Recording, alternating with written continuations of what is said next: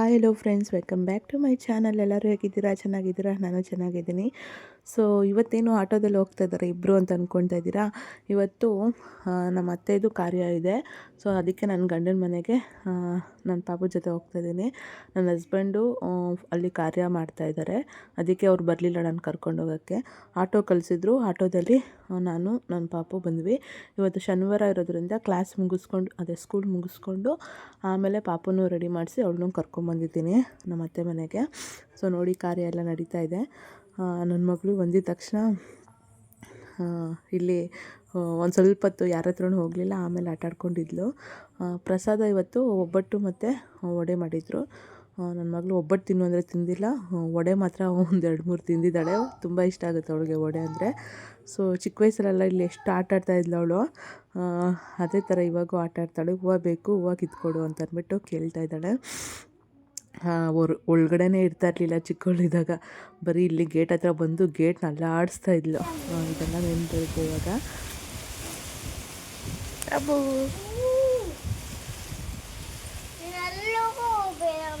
ಎಲ್ಲೂ ಹೋಗಲ್ಲ ಅಮ್ಮು, ಬಾ ಹೋಗೋಣ, ಒಳಗಡೆ ಹೋಗೋಣ, ಬಾ ಬರೇ ಅಮ್ಮ, ಬೂ ತಿನ್ನೋಣ ಬಾ. ಸೊ ಈಗ ಕಾರ್ಯ ಎಲ್ಲ ಮುಗೀತು. ಅತ್ತೆಗೆ ನಮಸ್ಕಾರ ಮಾಡಿ ಪ್ರಸಾದ ತಗೊಂಡು ಇವಾಗ ಊಟ ಮಾಡ್ತಾಯಿದ್ದೀವಿ. ಪಾಪಗೂ ಊಟ ಮಾಡಿಸಿದೆ. ಅದಾದಮೇಲೆ ಸಂಡೇ ಲಾಗ್ ಮಾಡಲಿಲ್ಲ, ಫುಲ್ಲು ಹುಷಾರಿರಲಿಲ್ಲ. ಸೊ ಇದು ಮಂಡೇ ಲಾಗು. ಮಾರ್ನಿಂಗು ಇವಾಗ ರೆಡಿಯಾಗಿದ್ದೀನಿ ಸ್ಕೂಲ್ಗೆ ಹೋಗೋಕ್ಕೆ. ಸೊ ನಾನು ಯಾವಾಗಲೂ ದಿನ ಹಿಂಗೆ ಸಿಂಪಲಾಗಿ ರೆಡಿ ಆಗ್ತೀನಿ. ಸೊ ಫ್ರೆಂಡ್ಸ್, ಮತ್ತೆ ಈವ್ನಿಂಗ್ ಹೋಗಿ ನಾನು ಲಾಗ್ನ ಕಂಟಿನ್ಯೂ ಮಾಡ್ತಾಯಿದ್ದೀನಿ. ಬೆಳಗ್ಗೆ ಸ್ಕೂಲ್ಗೆ ಹೋಗಿದ್ದು ಅಷ್ಟೇ, ಇವಾಗ ತಾನೇ ಬಂದೆ. ಒಂದು ಸ್ವಲ್ಪ ಹೊತ್ತಾಯಿತು, ಮೇಲ್ಗಡೆ ಬಂದೆ ಬಟ್ಟೆಗಳು ಒಣಗಾಕಿದ್ದು. ಒಂದು ಸ್ವಲ್ಪ ವಾಕಿಂಗ್ ಮಾಡೋಣ ಅಂತ ಇಲ್ಲಿಗೆ ಬಂದಿದ್ದೀನಿ. ಆಮೇಲೆ ಈಗ ಥರ ರಾಕೆಟ್ ಹೋಗಿದೆ ನೋಡಿ, ಅದು ನೋಡಿದೆ. ನಾನು ಯಾವಾಗಲೂ ಎಷ್ಟು ದೂರವರೆಗೂ ಕಾಣುತ್ತೆ ಹೋಗಿರೋದು ಅಂತ ಅಂದ್ಬಿಟ್ಟು ನೋಡ್ತಾ ಇರ್ತೀನಿ ಯಾವಾಗಲೂ. ಚಿಕ್ಕ ವಯಸ್ಸಿಂದ ಈ ಥರ ನೋಡ್ಕೊಂಬಂದಿರೋದು ಅಭ್ಯಾಸ ಆಗಿಬಿಟ್ಟಿದೆ. ಒಂಥರ ರಾಕೆಟ್ ಹೋಗೋದನ್ನ ಈ ಥರ ನೋಡೋಕ್ಕೆ ತುಂಬ ಇಷ್ಟ ಆಗುತ್ತೆ. ನೀವು ಈ ಥರ ಎಕ್ಸ್ಪೀರಿಯೆನ್ಸ್ ಮಾಡಿದ್ದೀರಾ ಅಂತ ನಂಗೆ ಹೇಳಿ. ಆಮೇಲೆ ಏನೋ ಫ್ರೆಂಡ್ಸ್, ಈ ನಡುವೆ ಲಾಗ್ ಏನು ಮಾಡೋದು ಗೊತ್ತಾಗ್ತಾಯಿಲ್ಲ. ಯಾಕಂತಂದರೆ ಬೆಳಿಗ್ಗೆ ಹೋದರೆ ಸಾಯಂಕಾಲನೇ ಬರೋದು ನಾನು ಸ್ಕೂಲ್ಗೆ. ಸೊ ಯಾವ ಥರ ಲಾಗ್ ಮಾಡೋದು ಏನಂತ ಏನೂ ಗೊತ್ತೇ ಆಗ್ತಾಯಿಲ್ಲ. ಆದರೂ ಇನ್ಮೇಲೆ ಲಾಗ್ ಮಾಡ್ತೀನಿ. ಡೈಲಿ 12 ಗಂಟೆಗೆ ಲಾಗ್ ಅಪ್ಲೋಡ್ ಮಾಡ್ತೀನಿ. ಸೊ ಮತ್ತೆ ಮಿಸ್ ಮಾಡ್ದಿರಾ ನೋಡಿ. ಹಾಗೆ ನಂದು B.Ed ಎಕ್ಸಾಮ್ ಬರ್ತಿದ್ನಲ್ಲ, ಅದ್ರ ರಿಸಲ್ಟು ಕೂಡ ಬಂತು. ಆಮೇಲೆ ನೆಕ್ಸ್ಟು ನನಗೆ ಆಲ್ರೆಡಿ ಸ್ಯಾಲ್ರಿ ಕೂಡ ಬಂತು. ಸ್ಕೂಲ್ಗೆ ಹೋಗ್ತಿದ್ದೀನಲ್ಲ. ಸೊ ಫಸ್ಟ್ ಮಂತು ಸ್ಯಾಲ್ರಿ ಕೂಡ ಬಂತು. ಆಮೇಲೆ ನೆಕ್ಸ್ಟ್ ಸ್ಕ್ಯಾನಿಂಗ್ ಮಾಡೋಕ್ಕೆ ಹೋಗಿಲ್ಲ. ಈ ಗುರುವಾರ ಸ್ಕ್ಯಾನಿಂಗ್ ಮಾಡೋಣ ಅಂತ ಅಂದ್ಕೊಂಡಿದ್ದೀನಿ. ಸೊ ಇಷ್ಟು ಅಪ್ಡೇಟು. ನೀನು ಒಬ್ಬಳೇ ಬಂದೇನೆ, ನನ್ನ ಮಗಳು ಬಂದಿದ್ದು ನೋಡಿ. ಸೊ ನನ್ನ ಮಗಳು ಬಂದಳು, ಅವಳನ್ನ ಒಂದು ಸ್ವಲ್ಪ ಆಟಾಡಿಸ್ಬಿಟ್ಟು ನಾನು ವಾಕಿಂಗ್ ಮಾಡಿಕೊಂಡು ಹೋಗ್ತೀನಿ. ಕಮೆಂಟ್ ಮಾಡಿ ಫ್ರೆಂಡ್ಸ್, ನಿಮ್ಮ ಅಭಿಪ್ರಾಯಗಳನ್ನೆಲ್ಲ ಕಮೆಂಟ್ ಮೂಲಕ ತಿಳಿಸಿ. ಮತ್ತು ಲಾಗ್ನ ಕಂಟಿನ್ಯೂ ಮಾಡ್ತೀನಿ, ನೋಡ್ತಾ ಇರಿ, ಸಪೋರ್ಟ್ ಮಾಡಿ ಪ್ಲೀಸ್. ಹೊಸಬ್ರು ಯಾರಾದರೂ ನೋಡ್ತಾಯಿದ್ರೆ ಚಾನಲ್ಗೆ ಸಬ್ಸ್ಕ್ರೈಬ್ ಆಗಿ, ವಿಡಿಯೋ ಇಷ್ಟ ಆದರೆ ಲೈಕ್ ಮಾಡಿ, ಕಮೆಂಟ್ ಮಾಡಿ, ಶೇರ್ ಮಾಡಿ. ಸೊ ಈಗ ಮದರ್ ಹಾರ್ಲಿಕ್ಸ್ ಕುಡಿತಾ ಇದ್ದೀನಿ ನಾನು. ಏನಾದರೂ ಈ ಚಳಿಗೆ ಸ್ವಲ್ಪ ಬಿಸಿ ಏನಾದರೂ ಕುಡಿಯೋಣ ಅನಿಸುತ್ತೆ. ಅದಕ್ಕೆ ಆಷಾಢ ಮಾಸ ಮುಗಿದಿದಲ್ವಾ, ಆದರೂ ಕೂಡ ಸ್ವಲ್ಪ ಗಾಳಿ ಎಲ್ಲ ಜಾಸ್ತಿ. ನನಗಂತೂ ಈ ಗಾಳಿಗೆ ಉಸಿರಾಡೋಕ್ಕೆ ಆಗಲ್ಲ, ತುಂಬ ಚಳಿ ಅನಿಸುತ್ತೆ. ಕಿಟಕಿ ಫುಲ್ಲು ಹಾಕ್ಬಿಟ್ಟಿರ್ತೀವಿ. ನೆನ್ನೆ ಅಂತೂ ನಂಗೆ ಹುಷಾರೇ ಇರಲಿಲ್ಲ, ಅದಕ್ಕೆ ನಾನು ಭಾನುವಾರ ಯಾವುದೋ ಲಾಗ್ ಮಾಡೋಕ್ಕಾಗಿಲ್ಲ. ಸೊ ಇವತ್ತು ಮಂಡೇ ಸ್ಕೂಲ್ ಮುಗಿಸ್ಕೊಂಡು ಇವತ್ತು ಲಾಗ್ ಮಾಡೋಣ. ಅಟ್ಲೀಸ್ಟ್ ನಾಳೆಯಿಂದ ಆದರೂ ಕರೆಕ್ಟಾಗಿ ಲಾಗ್ಸ್ ಅಪ್ಲೋಡ್ ಮಾಡೋಣ ಅಂತ ಅಂದ್ಕೊಂಡಿದ್ದೀನಿ. ಕರೆಕ್ಟಾಗಿ 12 ಗಂಟೆಗೆ ಲಾಗ್ಸ್ ಬರುತ್ತೆ, ಮಿಸ್ ಮಾಡ್ದಿರ ನೋಡಿ. ಹಾಗೆ ಸೊ ಏನೇ ಕ್ವಶನ್ ಕೇಳೋದಿದ್ರು ನನಗೆ ಕಮೆಂಟ್ಸಲ್ಲಿ ಕೇಳಿ. ಸೊ ನಾನು ಆನ್ಸರ್ ಮಾಡ್ತೀನಿ. ಹಾಗೆ ಲಾಗಲ್ಲೂ ಕೂಡ ನಾನು ಅದ್ರ ಬಗ್ಗೆ ತಿಳಿಸ್ಕೊಡ್ತೀನಿ. ಈಗ 6 ಮಂತ್ಸ್ ಆಗಿರೋದು. ಇನ್ನು ನಾನು ಒಂದು ಇಂಜೆಕ್ಷನ್ ತೊಗೊಬೇಕಾಗಿತ್ತು, ಅದು ತೊಗೊಂಡಿಲ್ಲ ನಾನು. ಸ್ಕ್ಯಾನಿಂಗು ಹೋಗಲಿಲ್ಲ. ಫುಲ್ಲು ಎಕ್ಸಾಮು, ಓದೋದು, ಸ್ಕೂಲ್ ವರ್ಕು ಇದೇ ಆಗಿಬಿಡ್ತು. ಈ ಮಧ್ಯದಲ್ಲಿ ನಾನು ಆಗಲೇ ಇಲ್ಲ, ಎಕ್ಸಾಮ್ ಎಲ್ಲ ಮುಗಿಸ್ಕೊಂಡು ಹೋಗೋಣ ಅಂತ ಅಂದ್ಕೊಂಡೇ ಇದ್ಬಿಟ್ಟೆ. ಸೊ ಸ್ಕ್ಯಾನಿಂಗ್ ಲೇಟಾಗಿದೆ. ಆಲ್ರೆಡಿ ಡೇಟ್ ಕೊಟ್ಟಿತ್ತು. 1-2 ವೀಕ್ಸ್ ಆಗೋಗ್ಬಿಟ್ಟಿದೆ. ಹೋಗ್ಬೇಕು ಇವಾಗ.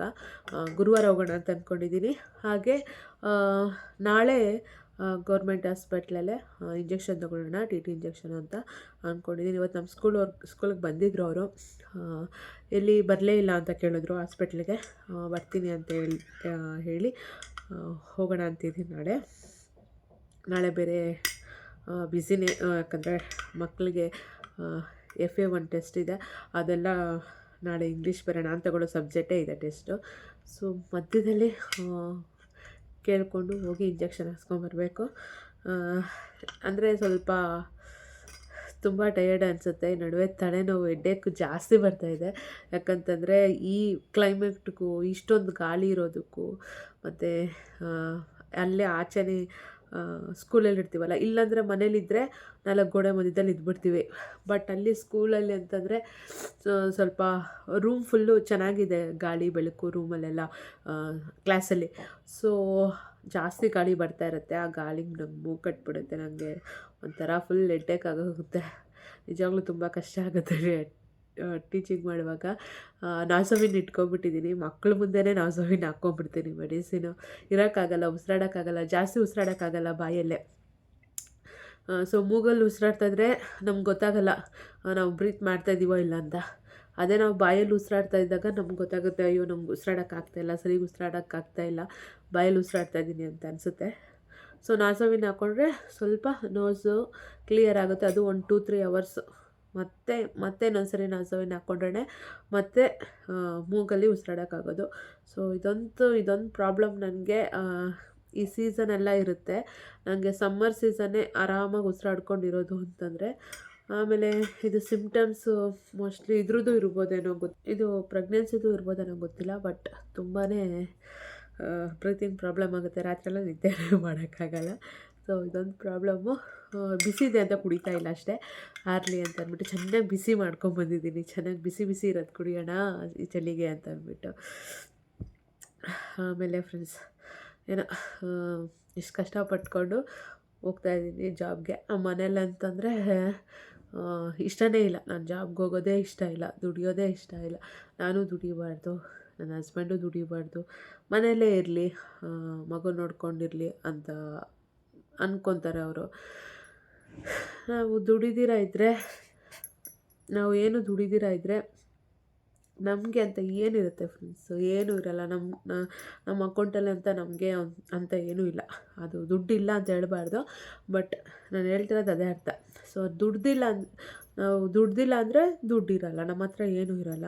ಸೊ ನಾವು ಈ ವಯಸ್ಸಲ್ಲಿ ದುಡ್ದು ಲೈಫ್ ಸೆಟ್ಲ್ ಮಾಡ್ಕೊಬೇಕು. ನಾವೇನಾದರೂ ಆಸ್ತಿನೋ ಪಾಸ್ತಿನೋ ಮಾಡಬೇಕು ನಾಳೆ ದಿವಸ ಮಕ್ಳಿಗೋಸ್ಕರ. ನಾವು ಸೆಟ್ಲ್ ಆಗಬೇಕು ಅಂತಂದರೆ ಅಫ್ಕೋರ್ಸ್ ಈ ಟೈಮಲ್ಲಿ ದುಡಿಲೇಬೇಕು.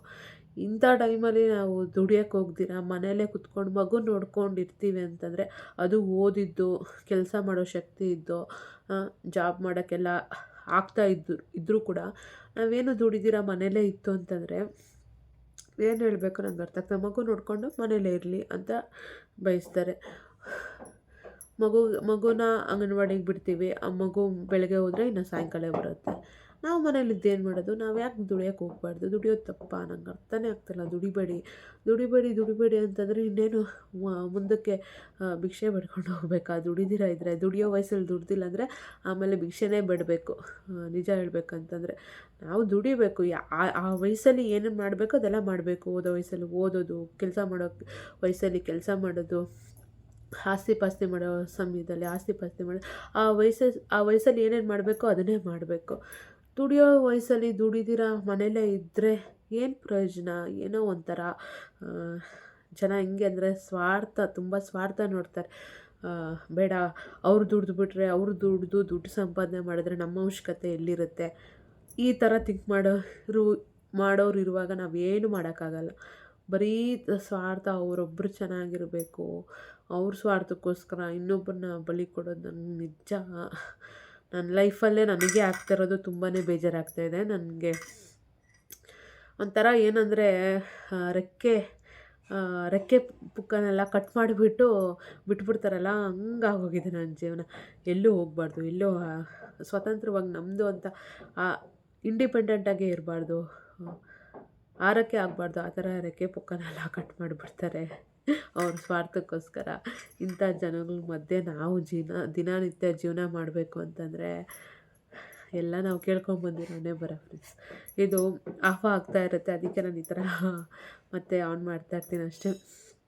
ನಿಜವಾಗ್ಲೂ ದುಡಿಬೇಕು, ನಮ್ಮದು ಅಂತ ದುಡ್ಡಿರ್ಬೇಕು. ನಾವು ದುಡ್ದಿಲ್ಲ ಅಂದರೆ ಮನೇಲೂ ರೆಸ್ಪೆಕ್ಟ್ ಇರಲ್ಲ, ಆಚೆಗಡೆನೂ ರೆಸ್ಪೆಕ್ಟ್ ಇರಲ್ಲ. ಇವಾಗ ನಾವು ಒಂದು ಕಡೆ, ಇವಾಗ ನಾನು ಸ್ಕೂಲ್ಗೆ ಹೋಗ್ತಾ ಇದ್ದೀನಿ, ಟೀಚರ್ ಆಗಿದ್ದೀನಿ, ಎಲ್ಲರೂ ಟೀಚರ್ ಅಂತ ರೆಸ್ಪೆಕ್ಟ್ ಕೊಡ್ತಾರೆ. ಇದೇ ನಾನು ಎಲ್ಲೂ ಹೋಗ್ದಿರಾ, ಏನು ದುಡಿಯೋಕ್ಕೆ ಹೋಗ್ದಿರಾ, ಏನು ಜಾಬ್ಗೆ ಹೋಗ್ದಿರಾ, ಮನೆಯಲ್ಲೇ ಇದ್ದಿದ್ರೆ ಯಾರು ರೆಕಗ್ನೈಸ್ ಮಾಡ್ತಾಯಿದ್ರು? ಇವಾಗ 100 ಜನ, ಒಂದು 50-100 ಜನ ಮಕ್ಕಳು ನನ್ನ ರೆಕಗ್ನೈಸ್ ಮಾಡ್ತಾರೆ, ಟೀಚರ್ ಅಂತ ಕರೀತಾರೆ, ಒಂದು ರೆಸ್ಪೆಕ್ಟ್ ಕೊಡ್ತಾರೆ. ಇದು ಮನೆಯಲ್ಲೇ ಇದ್ದಿದ್ರೆ ಆಗ್ತಾಯಿತ್ತಾ? ಜಾಬ್ಗೆ ಹೋಗ್ಬಾರ್ದು, ಮಗು ನೋಡ್ಕೊಂಡಿರಬೇಕು ಅಂತಂದರೆ ಏನು ಅರ್ಥ? ನಂಗೆ ಅರ್ಥ ಆಗ್ತಾಯಿಲ್ಲ. ಅವರು ಇರ್ತಾರೆ ಮನೇಲಿ ಯಾವಾಗಲೂ ಮನೇಲಿರೋರು ಮಗು ನೋಡ್ಕೊಬೋದಲ್ವಾ? ಅದೇನು ಓದಿದ್ದೀವಿ, B.Ed ಮಾಡ್ತಾಯಿದ್ದೀನಿ, ಇವಾಗ ನಾನು ಜಾಬ್ಗೆ ಹೋದರೆ, ಟೀಚರಾಗಿ ಜಾಬ್ಗೆ ಹೋದರೆ ಅದು ಒಳ್ಳೆಯದೇ ಅಲ್ವಾ ನನಗೆ? ಯಾಕೆ ಆ ಥರ ಥಿಂಕ್ ಮಾಡ್ತಾಯಿಲ್ಲ ಗೊತ್ತಿಲ್ಲ. ಈ ಥರ ದುಡಿಯೋಕ್ಕೆ ಹೋಗ್ಬಾರ್ದು, ನಾನು ಹೋಗ್ಬಾರ್ದು, ನಮ್ಮವರು ಹೋಗ್ಬಾರ್ದು ಅಂತಾರೆ. ಆದರೂ ನಾವು ಹೋಗ್ತೀವಿ ದುಡಿಯೋಕ್ಕೆ. ಸ್ವಾರ್ಥ ತೋರಿಸಿದ್ರೆ ನಾವು ಏನು ಮಾಡೋಕ್ಕಾಗಲ್ಲ. ಸೊ ನನ್ನ ಮಗಳು ಬಂದಿದ್ದಾಳೆ. ಸೊ ಯಾರು ಏನಾದರೂ ಅಂದ್ಕೊಡ್ಲಿ, ನಾನು ಕೆಲ್ಸಕ್ಕೆ ಹೋಗ್ತೀನಿ, ದುಡಿತೀನಿ, ಮಾಡ್ತೀನಿ, ಮಗುನೂ ನೋಡ್ಕೊತೀನಿ. ಸೊ ಮಗುನ ಒಂದೇ ಬಿಟ್ಟು ಹೋಗ್ತಾಯಿಲ್ಲ, ಮನೇಲಿ ಇರ್ತಾರೆ, ನೋಡ್ಕೊಳ್ಲಿ, ಇನ್ನೇನು ಕೆಲಸ ಇದೆ ಅಂತ ಅಂದ್ಬಿಟ್ಟು ಬಿಟ್ಟಿದ್ದೀವಿ. ಸೊ ನನ್ನ ಮಗಳು ಬಂದ್ಲ, ಅವಳನ್ನ ನೋಡ್ಕೊಬೇಕು. ಲಾಗ್ನ ನೋಡ್ತಾ ಇರಿ, ಮತ್ತೆ ಕಂಟಿನ್ಯೂ ಮಾಡ್ತೀನಿ. ಇದೆಲ್ಲ ಯಾರು ಹಾಕಿದ್ದು ನಿಂಗೆ? ಯಾರು ನೀನಂದರೆ ಯಾರು? ನಂಗಿಲ್ಲಮ್ಮ, ಯಾರೂ ಹಾಕಿಲ್ಲ. ನಿಂಗೆ ಇದೆಲ್ಲ ಹಾಕಕ್ಕೆ ಅಮ್ಮ ಐತೆ, ನಂಗಿಲ್ಲಲ್ಲ. ನಂಗೆ ಯಾರಿದ್ದಾರೆ ಹಿಂಗಿದೆಲ್ಲ ಹಾಕೋಕ್ಕೆ? ಯಾರೂ ಇಲ್ಲ. ನೀನಿದೆಯಾ?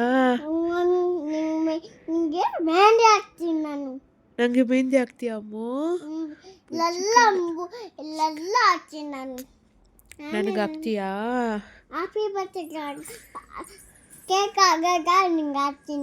ನಂಗೆ ಹ್ಯಾಪಿ ಬರ್ಡೇ ಆದಾಗ ಹಾಕ್ತೀಯಾ? ನಿನಗೆ ಹಾಕಿರೋದು ಚೆನ್ನಾಗಿದೆಯಾ? ಇಷ್ಟ ಆಯ್ತಾ? ಯಾವಾಗ? ನಾಳೆಗಾ? ನನ್ನ ಬರ್ಡೇಗಾ? ನನ್ನ ಬರ್ಡೇಗಾ? ನನ್ನ ಬರ್ಡೇ ಯಾವಾಗ ಹೇಳು? ಬೆಳಗ್ಗೆ. ನನ್ನ ಬರ್ಡೇ August 15th ಅಮ್ಮ. August 15th. ಆವಾಗ ಹಾಕ್ತೀಯಾ?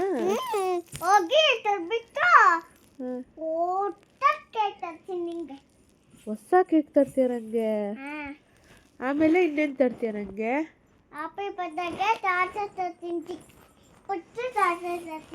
ಚಾಕ್ಲೇಟ್ ತರ್ತೀಯಾ? ಆಮೇಲೆ ಇನ್ನೇನು ತರ್ತೀಯಾ?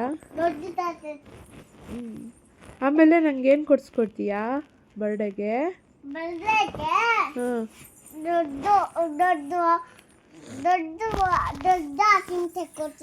ಏನು ತಗೊಡ್ತೀಯಾ? ಐಸ್ ಕ್ರೀಮಾ?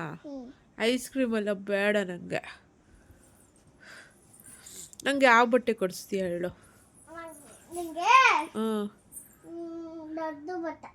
ದೊಡ್ಡ ಬಟ್ಟೆನಾ? ಮೊನ್ನೆ ಹೇಳ್ತಾ ಇದ್ದೆ ನಾನು ನಿಂಗೆ ಸೀರೆ ಕೊಡಿಸ್ತೀನಿ ಅಂತ. ಕೊಡಿಸ್ತೀಯ ನಂಗೆ ನೀನು ಸೀರೆ? ಅಲ್ಲಿರೋದು ಬೇಡ, ನೀನು ಹೊಸ ಸೀರೆ ಕೊಡಿಸ್ಕೊಡು. ಕೊಡಿಸ್ತೀಯಾ? ಅದಕ್ಕೆ ನೀನು ದೊಡ್ಡೋಳಾಗಬೇಕಲ್ವಾ?